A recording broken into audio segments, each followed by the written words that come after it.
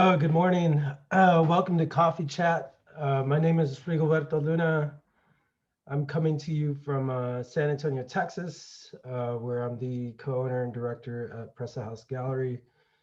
I recently joined Big Medium in support of the Texas Biennial, and this series of conversations features leaders in the creative community sharing their personal and professional experience to inspire others who are pursuing careers in art. Today, our guest is Adrian Armstrong. Adrian's a multidisciplinary artist, originally from Omaha, Nebraska. He's now based in Austin. Um, Adrian explores a variety of mediums, including music, painting, printmaking, and his work explores Black identity and the Black body and how it's perceived in predominantly white American spaces. He aims to portray what it means to be African American living in modern American society. Through his work, he addresses depression, oppression, identity erasure within the Black communities, as well as contrasting themes of nostalgia, growth, and success. I'm really excited to get the opportunity to welcome him. It's good to see you, Adrian. Thanks so much for sharing your time with us today. Yeah, of course. Thanks for having me. I'm excited to be here. Sure. Let's just get right into it. So, for starters, give us a little background about yourself and what was your introduction into like art making, and tell us a little bit about your journey to where you are now. Yeah, so I'm from Omaha, Nebraska. Um, I've been, making art pretty much all of my life. And really my first introduction into art was every, like at least once a month, my mom would take us to the Joslin Art Museum in Omaha, and I was kind of like exposed to a lot of artwork there, and that really piqued my interest. But like in high school, that's when I got really into it, and so I continued that into college, and graduated in 2014, and I've just been doing it ever since. Um, yeah. What actually brought you to Austin? I've always kind of been curious about that. like most people that that move cross country, I came for a girl. Oh, Once I graduated, once I graduated college, I was really just looking to get out of Nebraska, um, and I was really in between this and Seattle. yeah. But I knew my dad is actually in San Antonio. Yeah, Uh, yeah. yeah, he was in Houston at the time, but um, I just felt more comfortable coming down here.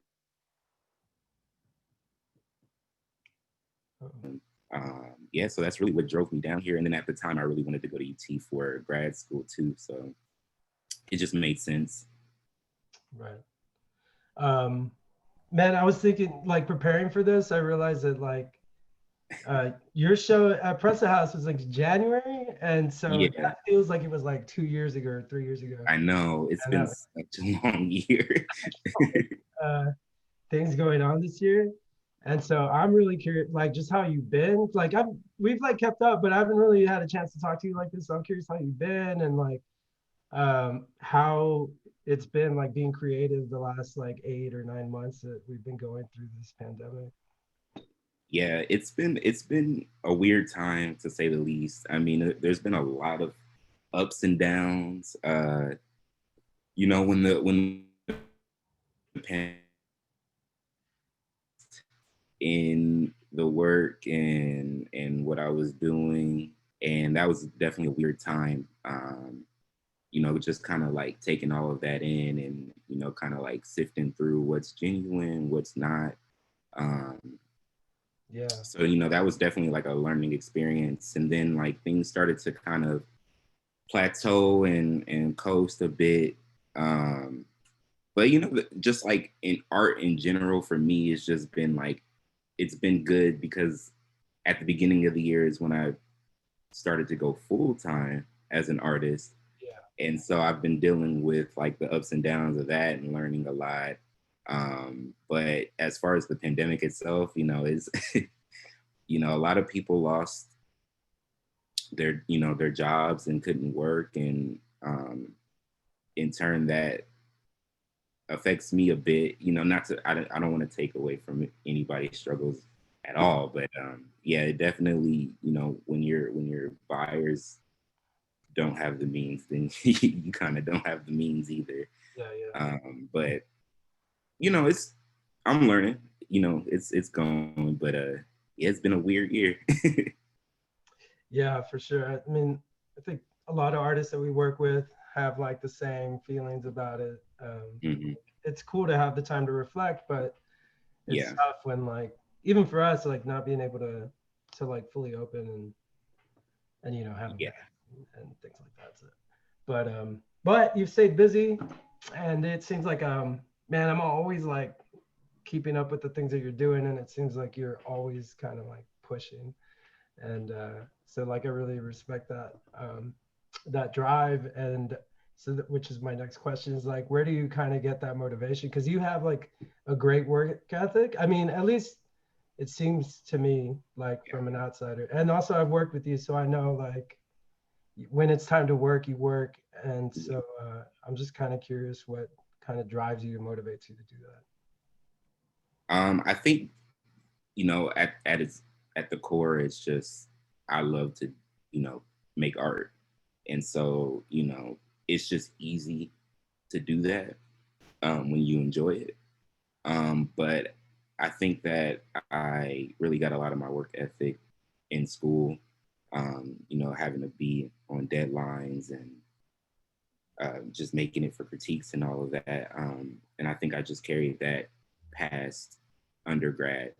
Um, but I've actually had this conversation with a few people recently, and it's like, a lot of people say that it seems that I'm just constantly working, which I do work hard, but I never want to you know paint that false narrative that I'm just like, at the moment I wake up, I'm working, to the moment I go to sleep. I definitely take my days off to to just enjoy myself. um but yeah, when it's time to work, it's time to work, and I feel like that just that passion for what I do just keeps me going. Yeah, I mean, like, when I really get into it, I can work from sun up to sundown. For sure. But I think what's really important is just those days off too. Yeah. Yeah, actually, that is, I noticed that about you, and I appreciate that about you, is that like you don't feel like the need to be working all the time. Like you understand Mhm. that you have to have like time for yourself. And a lot of people have trouble kind of feeling okay with that. Like I know a lot of artists that like feel like that if they're not producing, that they're like, something's wrong. And so it's something that I really appreciate about you, but I'm curious if that's like something that you developed over time, or if that's just you, because it just seems you seem like a really balanced person in terms of like under like having like enjoying your free time, and then also like when it's time to working. So for people that are pursuing an art career, I'm kind of curious about like how you got to that point, I guess, of being okay with not working all the time. Yeah. So I think the biggest thing about my personality is just that, like, I'm chill and I like to do things on my own time. And so, I've it took a while to kind of get to where I'm at now, because with like the social media age, you can feel rushed to, to do things quickly, to be successful quick. Yeah. Um, and I just kind of like the thing that I'm kind of hanging on to now, and I kind of live by, is I don't have to rush, because as an artist, as someone that's creatively curious, um, I'm gonna be doing this for the rest of my life. So I have plenty of, hopefully, I have plenty of time to Yeah. just, learn as much as I can. And I mean, I just take my time with it and enjoy the process. Um, yeah, I mean, like, that's really the main thing, is just like, I am gonna be doing this forever. So I'm just like, I got time. That's awesome. And that's that's I feel like that's liberating. Um, and I feel a lot more free and and, and less pressure when I'm thinking like that. But at the same time, you know, I give myself deadlines and stuff because you know that I could be working on something forever, and um, yeah, I mean, yeah, that's definitely the main thing is just like you know taking my time and just live like being free with it. Yeah, definitely. I mean, you could tell that in your personality. Also, like I watched the Line documentary, the Hmm. Line residency documentary, and Yeah, that was really cool. It was cool to like see the inside. It's cool that Barry made that video too because you can really yeah, kind of see the way they work or the way you work and you know your friends around. It's yeah. pretty awesome to see. Um, but yeah, I guess that kind of leads us into like the process of your work. And so I'm kind of curious because like when you're developing a show, like say like highs and low fives, that has like so many different components to it. Like you're dealing with like heavy issues Mhm. and interviews and photo sessions and you know making beats, all these things that you do. How do you even start? Like where do you start when you're specifically that show? I think. I mean, like how do you start something like that? um, that's a good question. I mean, you know, obviously everything starts with an idea. Um, and for me, like my process is like I'm pretty much like I have an idea and I just go right into it and I let it develop um, as it goes. Um, you know, when we were working together for highs and low fives, I feel as though like the work changed quite a bit in that time. You know, it started with something and then like as it progressed, it just became something else. Um, and then as far as the music, I just let it uh, you know, just kind of work off of the other. So it's like since music is such a new practice, like that's a constant learning experience. So I let the artwork inspire that, and then the music inspire the artwork. But you know, like it really just starts with that idea, and then I just kind of let it like flow freely. Um, yeah, especially because I'm not someone that sketches. You know, I write a lot in my phone, or used to do it in sketchbooks, but the phone is way easier. Um, Yeah, that's what I was gonna ask. Like, do you keep sketchbooks or do you write notes or any of that kind of stuff? yeah, I used to try to sketch so hard, but it's just not for me. You know, I definitely am jealous of people that have like these beautiful like filled up sketchbooks, but Yeah. that is not my lane. Yeah. So you kind of just like attack the canvas basically. Like everything happen Yeah, like work everything out on whatever your medium is. yeah, for sure. And then like recently I've been getting into just taking a lot of photos of my friends and Yeah. people I'm around. Um, you know, like just for reference later on.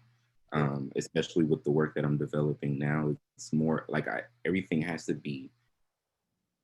feel genuine. Sure. You know, a portrait can be a portrait, can be a portrait, but you know, I feel like it's different when like you can really grasp that emotion in that moment. Um, you know, so everything has to feel genuine. So I've just been really getting into photographing the people around me or even myself in certain moments just for later references. Gotcha. So when you're making like those portraits, like they're powerful and they're like vibrant. Are you considering like the audience that's looking at them, or is it more like a like your own personal like self-expression, or is it like a relationship between you and your subject, or is it kind of everything like all Yeah, together? I mean, it's a little bit of everything. It starts with, you know, just an expression of myself and kind of like my relationship with that person. Right. Um, but I am consciously thinking about the people that are going to be looking at the work. Um, but the work uh, really is for the audience that I'm targeting is the African American community. Um, I want specifically for them, like I want everybody to be able to connect with the work in one way or another. But specifically for the African American community, I feel like I want that to touch specifically with them. Yeah. Right. Yeah, Um, 'cause I mean, I know like you're dealing with like mental health issues and mhm. depression and yeah, it's important. I always am talking about how important it is that, well, me as a brown artist or brown gallerist going into galleries like really young, kind of seeing people that look like ourselves is always important, or transformative, like when you Yeah. see a painting of, or done by a Black artist or of a Black subject. It really is transformative. And so I wonder how you feel in terms of like the demographics of galleries, the like you're talking about traditionally white spaces, and that automatically makes me think of galleries and museums. And so I'm just kind of curious about how you feel about that, about kind of putting your work out there, and the demographics being a majority white more of the time, most of the time.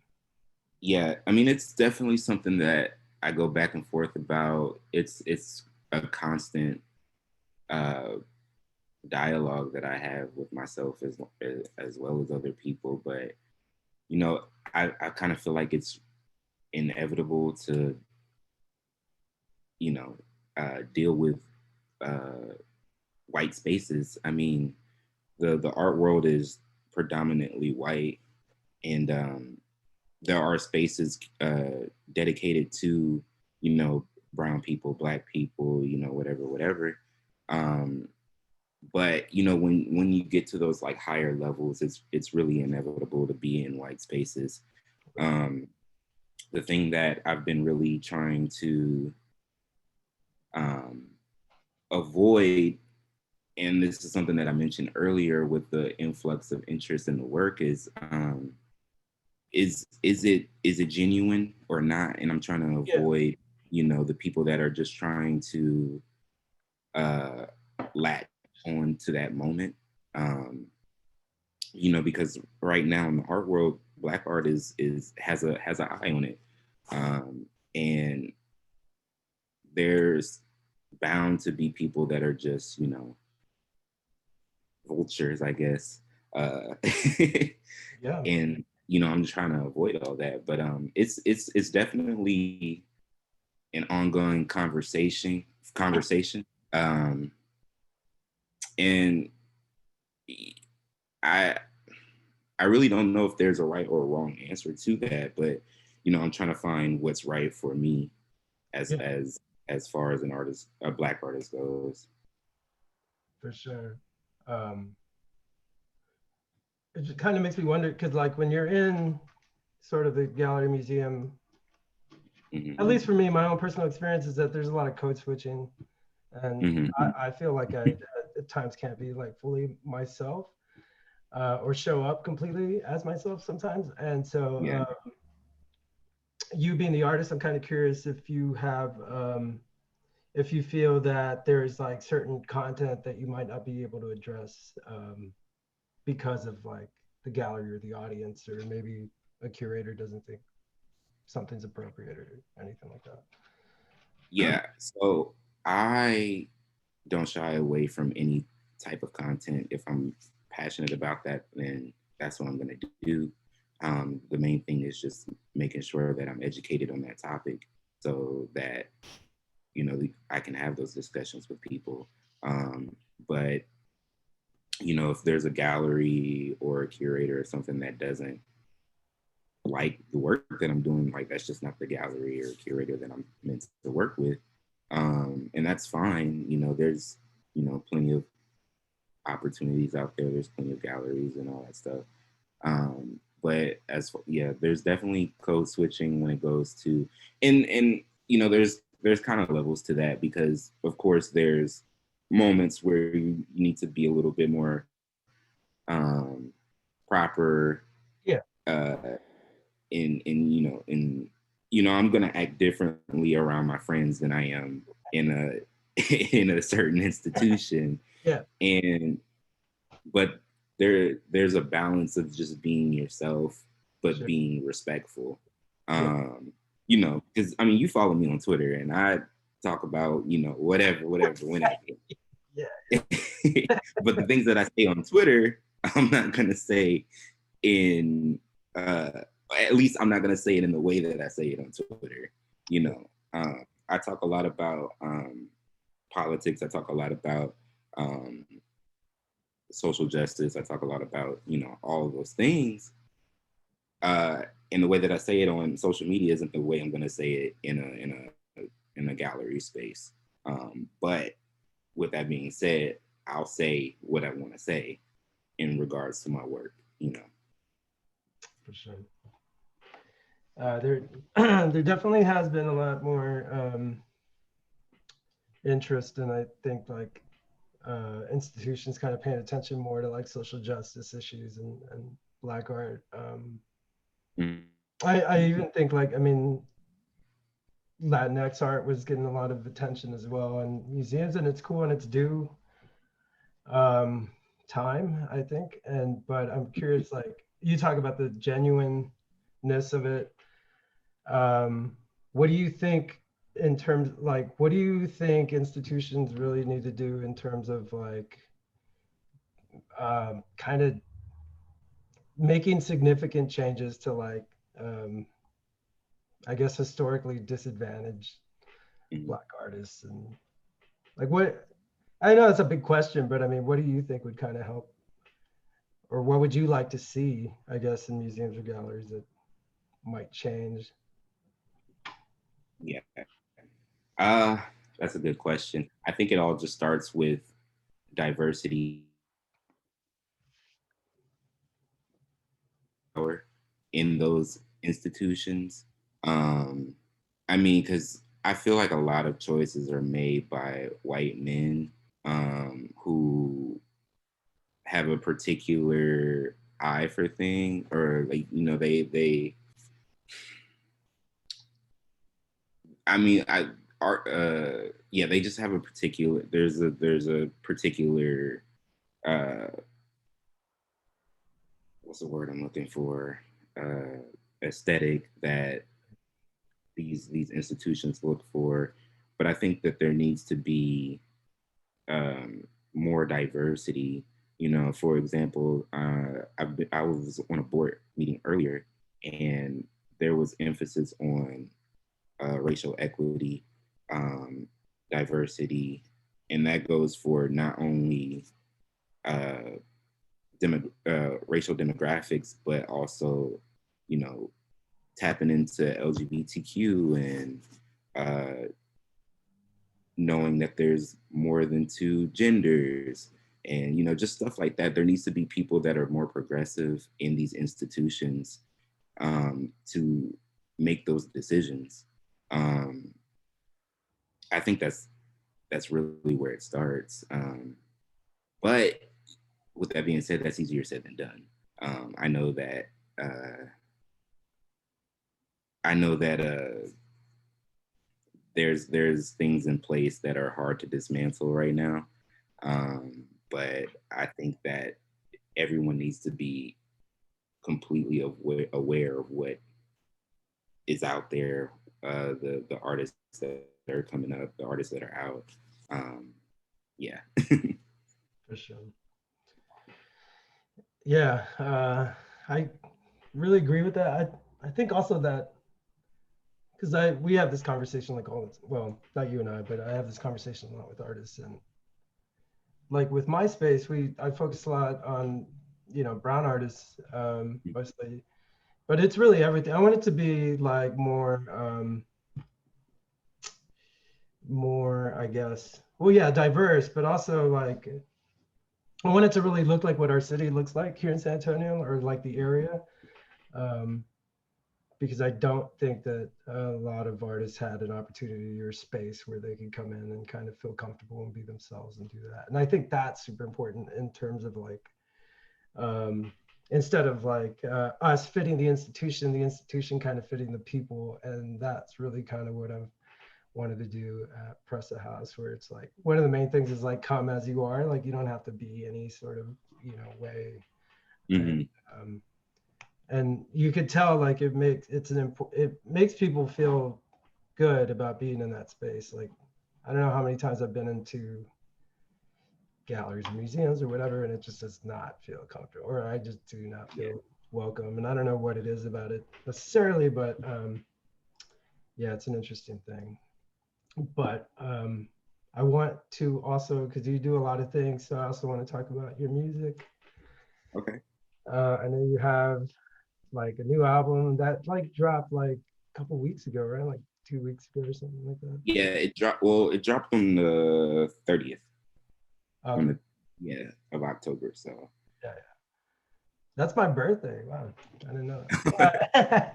uh, what is that like? Like, can you compare? I know you kind of brushed over that, but could you compare like the process of making music to your studio practice, like making artwork?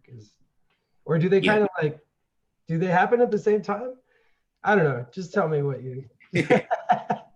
So sometimes they do happen at the same time.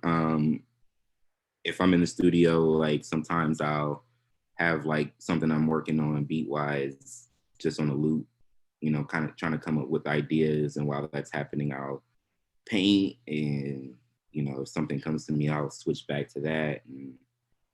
But the processes are completely completely different, because with art, I've been doing this for a while. I know what I'm doing. That's more natural. I can do what I'm doing. With music, I have no idea what I'm doing. Like every day, every time I do a learning experience, um, it and it's both processes are extremely fun, but music, since it's so new, is frustrating. It gives me a headache, but like whenever I get something done right, it's like the best feeling. And I've been doing that for I've been producing for 2 years now, and doing vocals and stuff for about a year now. And yeah, I mean, I'm still learning. Like literally every time I make a beat, I'm learning something new. Yeah. Does the beat come first, or are you writing the like? Do you write the lyrics first, and then you put a beat around that, or does the beat come? So the beat usually comes first. But lately, because I'm trying out different writing processes, um, I'll just sometimes I'll just write something while I'm out and about. I'll have a full verse or something, and I'll make a beat around it. Yeah. But yeah, typically the beat comes first, and then I'll write to it. Yeah. You sample Sade in the new album, and so I was Yeah. like curious what your musical, other than Sade, like Yeah. what your musical inspiration or what you grew up listening to that kind of like developed your sound. Like, what are you trying to like? Yeah, so I actually grew up with my grandparents in the house, and so definitely all the oldies with my grandparents, and my mom grew up in the East, so she likes a lot of 80s music. Mm. 80s and 90s music, and so yeah, I would say a lot of influence comes from that. But I was around my uncles a lot, growing up, and still. Um, so I got a lot of like 90s hip hop influence. And being from Omaha, we don't have like a particular sound, so we kind of just from everywhere.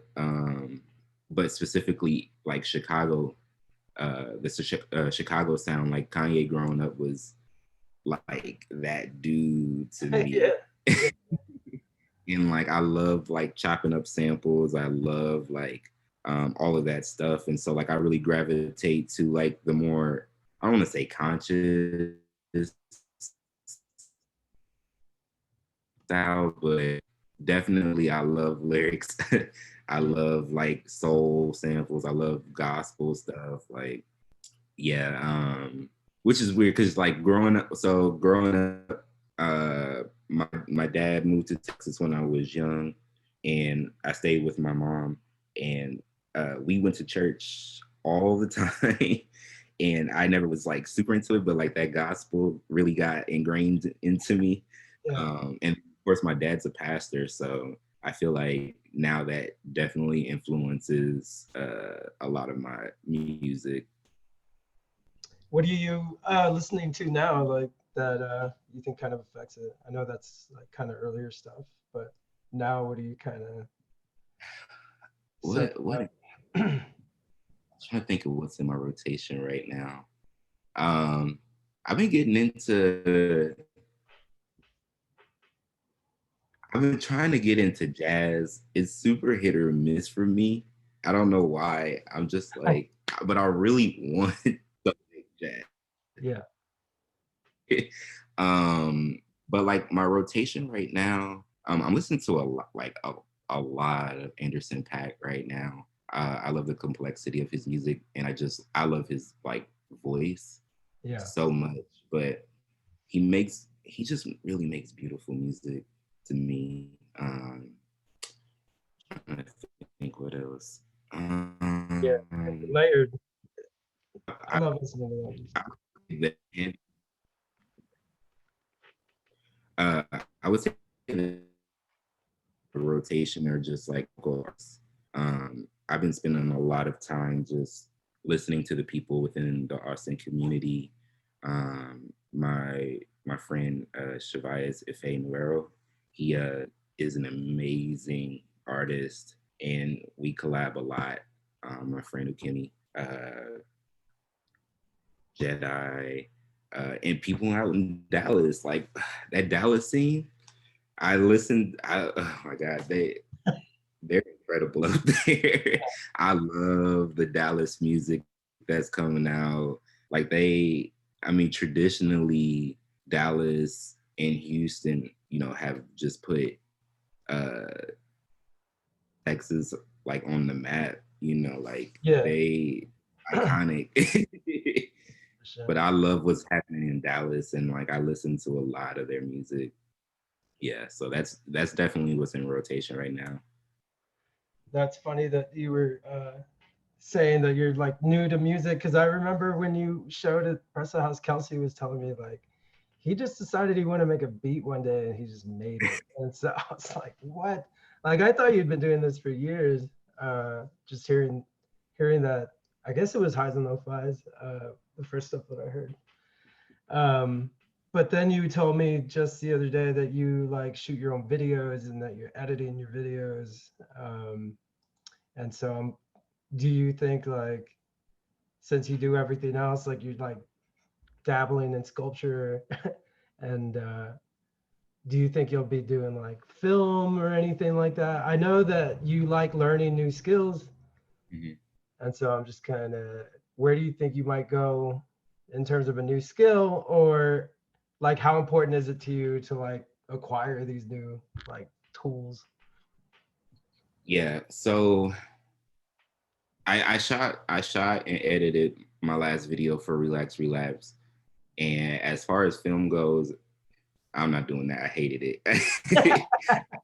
I hated it. That's all gonna be Barry's job. Barry shot my video for Don't Cry. Yeah. Uh, we have some things we're working on too coming up, but as far as film, I tried it, didn't like it. 0 out of 10 for me. 0 out of 10. uh, so tell us about, you have a show up right now. It closes this week.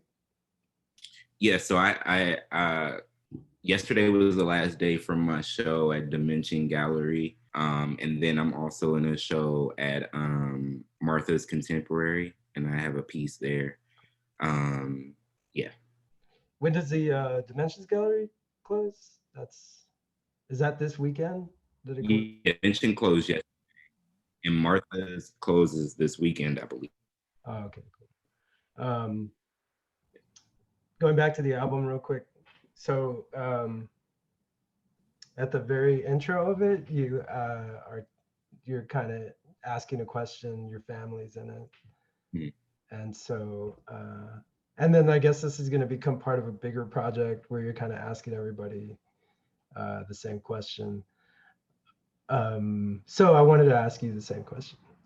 So I wanted to ask you, so what makes you happy? What makes me happy is just, you know, chill days, watching anime, uh, you know, hanging out with my friends.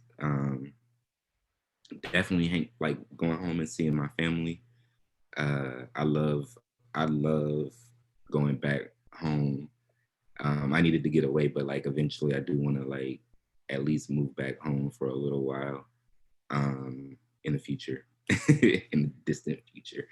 Um, but I mean, like really just like the simple things make me happy. I really don't need a lot. I just love to work on my work. I love to work on music, and I love seeing my friends doing great things.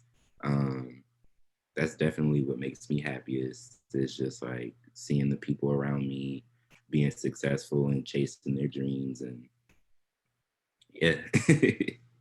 Yeah, I mean that it's usually the simple things, I think.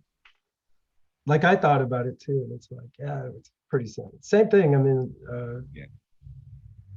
seeing everybody kind of succeed, or Mm, Watching Janelle like thrive in her art yeah. practice and stuff, or like seeing Coca like come up. Everybody really, it's just so Yeah. nice to like see everybody kind of come up, doing bigger things.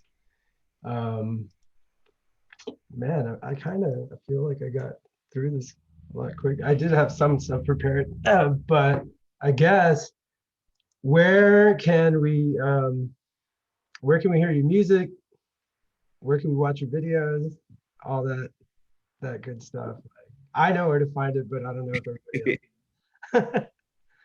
So all of my music is on every platform under the name of Njune, Njune. You can find all my videos on YouTube. Uh, they're all going to be shot by Barry Gomez, uh, aka B Dot. Uh, um, yeah, and like you said, I hope you're happy is out on all platforms. That was self-produced and then mixed by my friend Colin. And it's just about the highs and lows of the pursuit of happiness.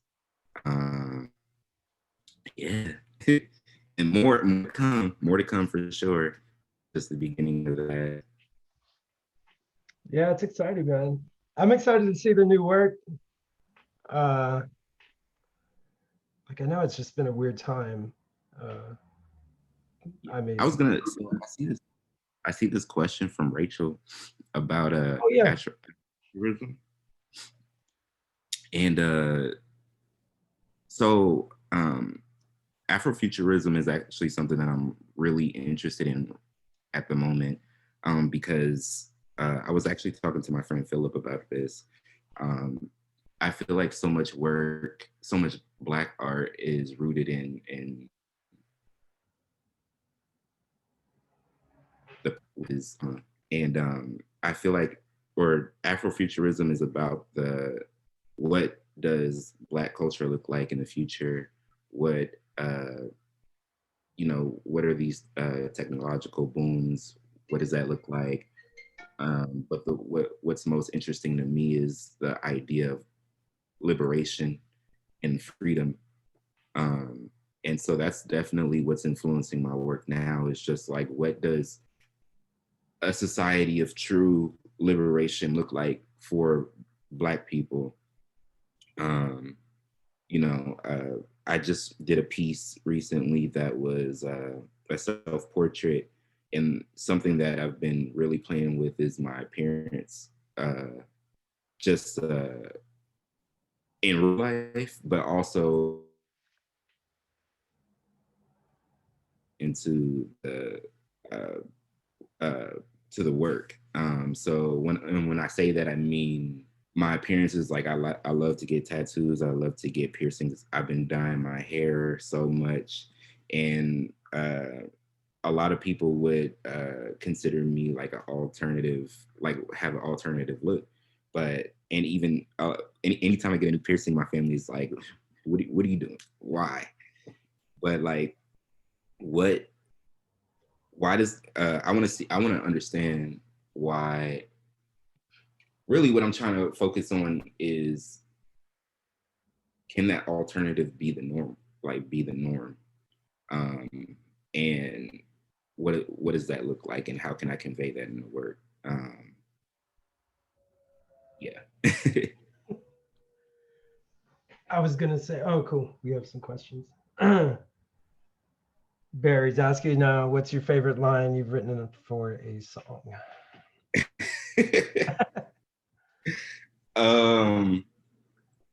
Oh man. It's funny because I hear him laughing in the other room. My favorite line. Uh, one of my recent favorite lines is let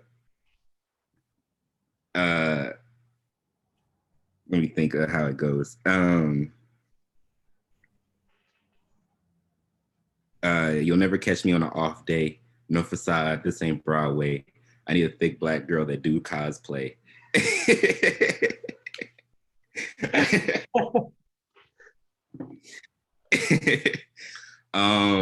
But another really good line of, or one of my favorite lines, is from the song "One of These Days," which features my friend Okemi, Chucky Black, and Ife. And uh, I just like I love my whole verse on that. I love everybody's verses on that. I think everybody killed it. Um, but I really like the line where I'm like, and I'm still yelling, "Let my people go, let my people go, let my people go." Spitting something very deep in my soul, and they wonder why they still saying "fuck 5-0."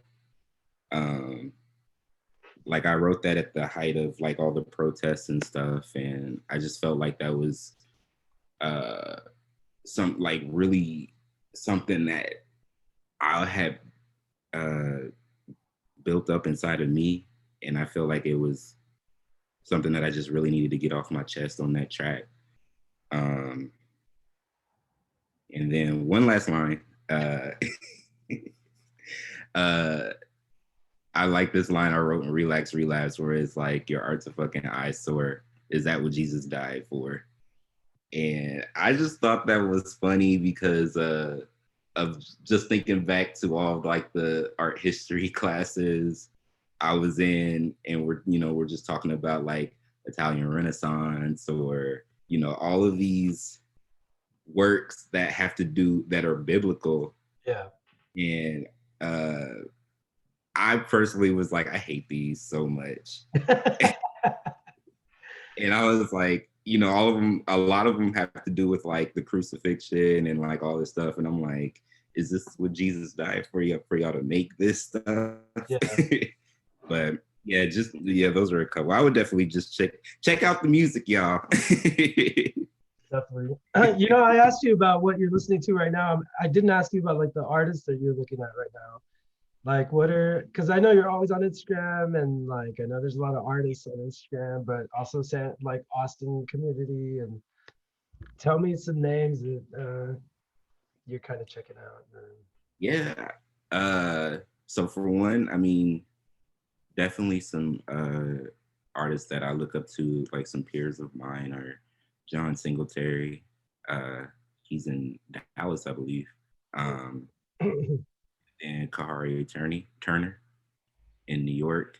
Yeah. I think he's originally from Milwaukee, but he's incredible. He just did Black Thought's album cover. Yeah. And then Junebug, who's originally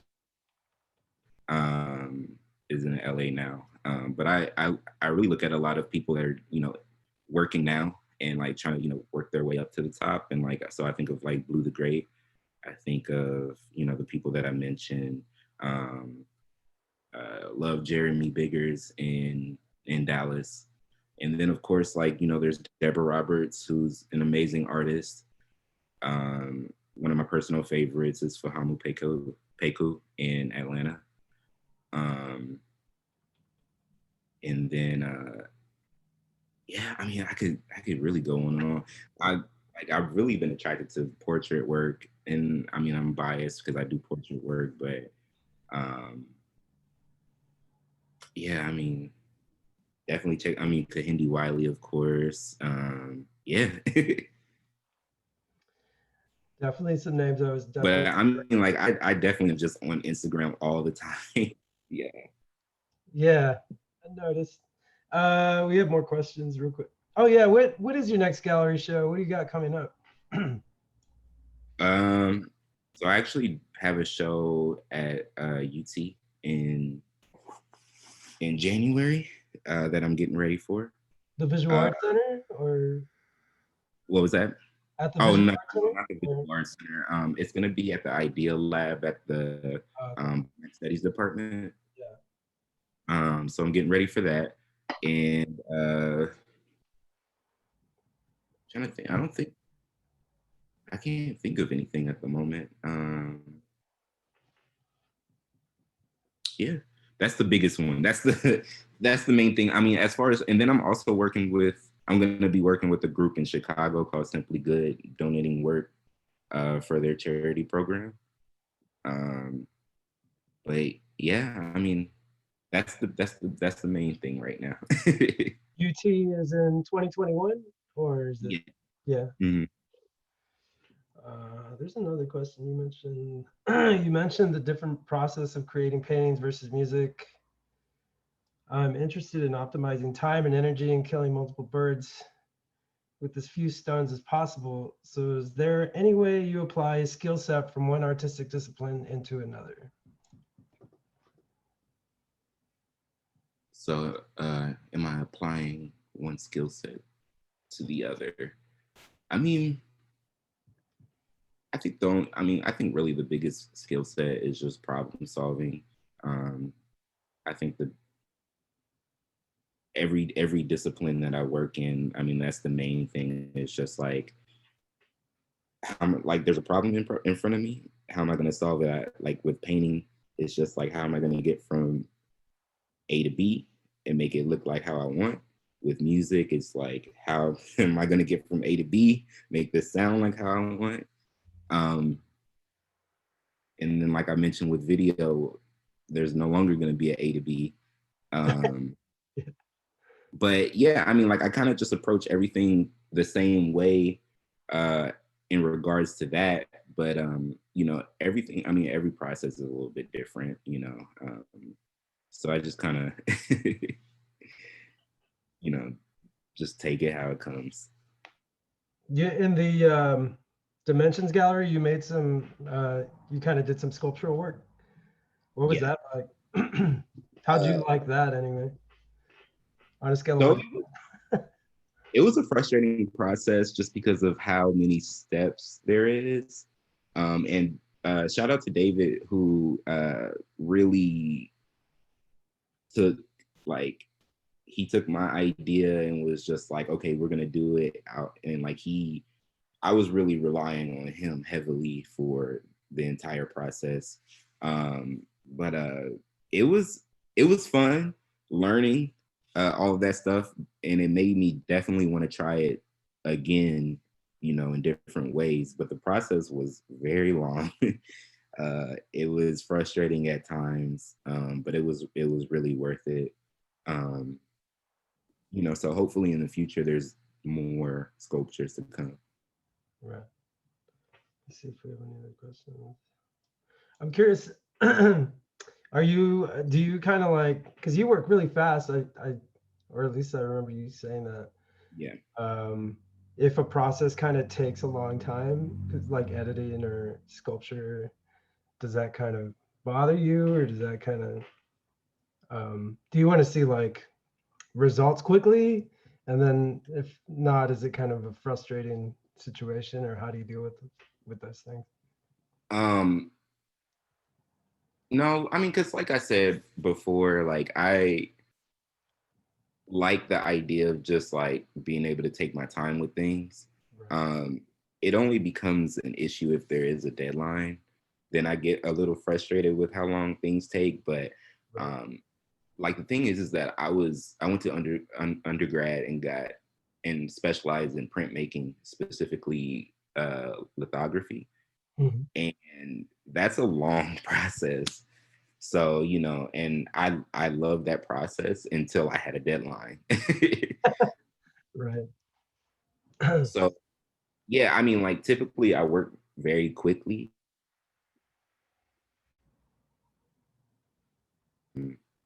And that really just because like uh it's because I get really into it. And so like I'll start it and then I'm like, oh, this is fun. And then I just do it. Yeah. Uh, but it is kind of a relief when a process does take a little bit longer and I have the, you know, have the time. That way I can like, you know, what if I do like I can experiment? Like what if I do this or what if I do that, you know? That makes sense for sure. I think that's kind of what. So I'm not. You at the Austin East Side tours are coming up, and Yes, I forgot about that. I also have the the studio tours yeah. coming. What do you have any surprises for us for that? Any like new works or what it Yeah, like? I'm gonna be showing probably around 5 or 6 pieces. Couple of them new, couple of them old, but I'm I really am interested to see uh how these sculptures will translate in a different space.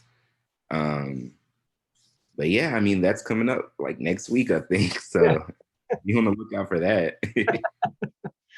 for sure. Well, man, I think let me see if we have any other questions, but I think that how do we find? Yeah, I think that's it, man. Thank you so much. We have 3 more minutes if we have questions. I'm pretty good. We stay together, like we stay in touch anyway. So Yeah, if I think of anything, I'll hit you up anyway. But I really appreciate you taking this time. I know that you had a busy morning, and this just added to that. And so I really, no, really just, appreciate it. just you know, sit and chat.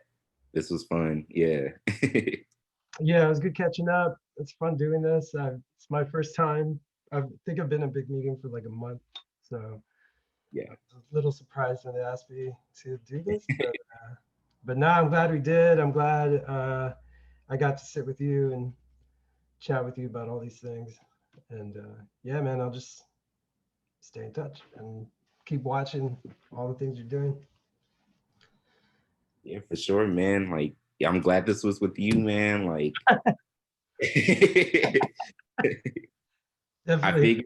figured they might ask me for a coffee chat, and I was like, oh man, who's it gonna be with? Yeah, man, I think the feeling's mutual for sure. Well, cool. I'm gonna go ahead and sign off. Thanks everybody that watched.